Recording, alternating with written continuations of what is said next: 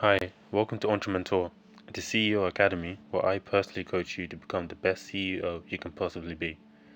Listen intently, not passively, because at the end of the video I'm going to ask you a few questions, forcing you to actively recall the information that I've provided for you.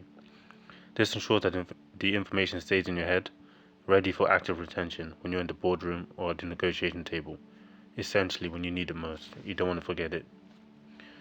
Today we're going to be talking about leadership styles. Remember, a leadership style refers to a leader's characteristic behaviors when directing, motivating, guiding, and managing groups of people. Great leaders can inspire political movements and social change. They can also motivate others to perform, create, and innovate. So let's get started. The topic today is autocratic leadership. What is it? What are the pros? What are the cons? When should you use it? And when does it fail? Essentially, autocratic leadership, also known as authoritarian leadership, is a leadership style characterized by individual control over all the decisions with very little input from group members.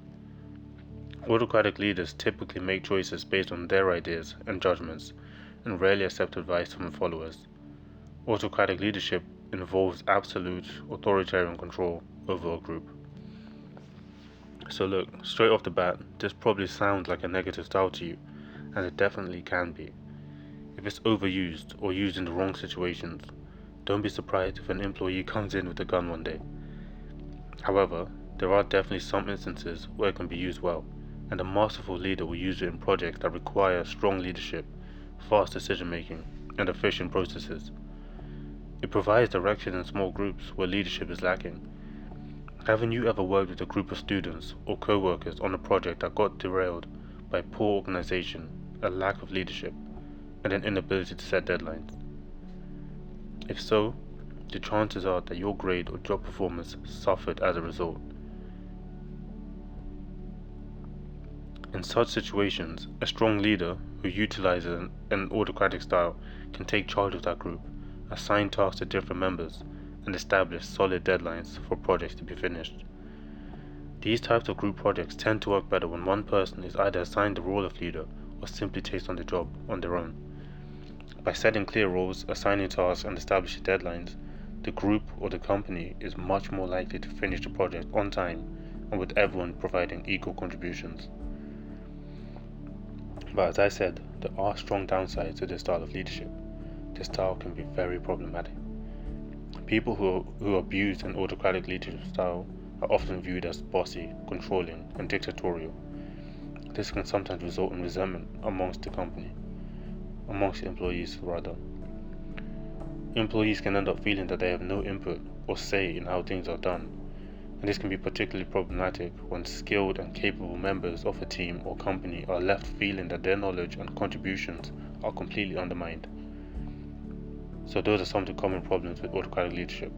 Here are a few more. Number one, it discourages group input. Because autocratic leaders make decisions without consulting the group, people in the group may dislike that they are unable to contribute ideas. Researchers have also found that autocratic leadership style often results in a lack of creative solutions to problems, which can ultimately hinder the group's performance. Number two, lack of retention.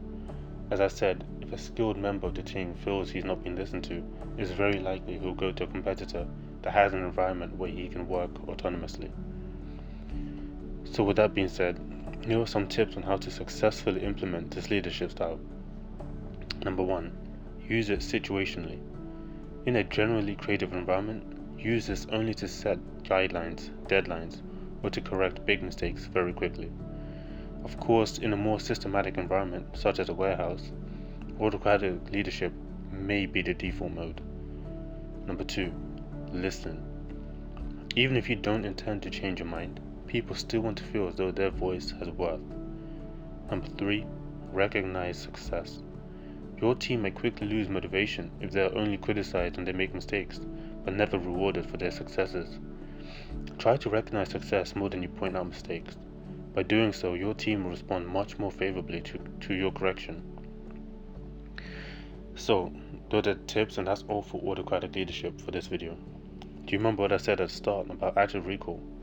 Well, answer these 4 questions from memory to ensure the information stays in your head. 1. What are the main characteristics of autocratic leadership? 2. What are the benefits? 3. What are the drawbacks? 4. What's one tip to implement it successfully? So I hope you can answer those questions from memory and from understanding. That's what allows me to do my job. But as your personal CEO, I always go a little step further. So I'm going to leave you with a bit of homework so you can learn how to utilize the autocratic style in your life and get comfortable using it. So here's your homework. The next time you're planning to go out with your partner or your friends, take charge of where you go and what you do. Whether it's a restaurant or a group activity, I want you to take charge and make that decision and get buy-in from everyone. Don't be bossy, don't be a tyrant, but take the lead and convince your girlfriend, your boyfriend, or your friends to do what you want them to do. So that's your homework. I'm your CEO. I'm your personal CEO coach. This is my CEO Academy. This is Entrepreneur. Thank you for watching.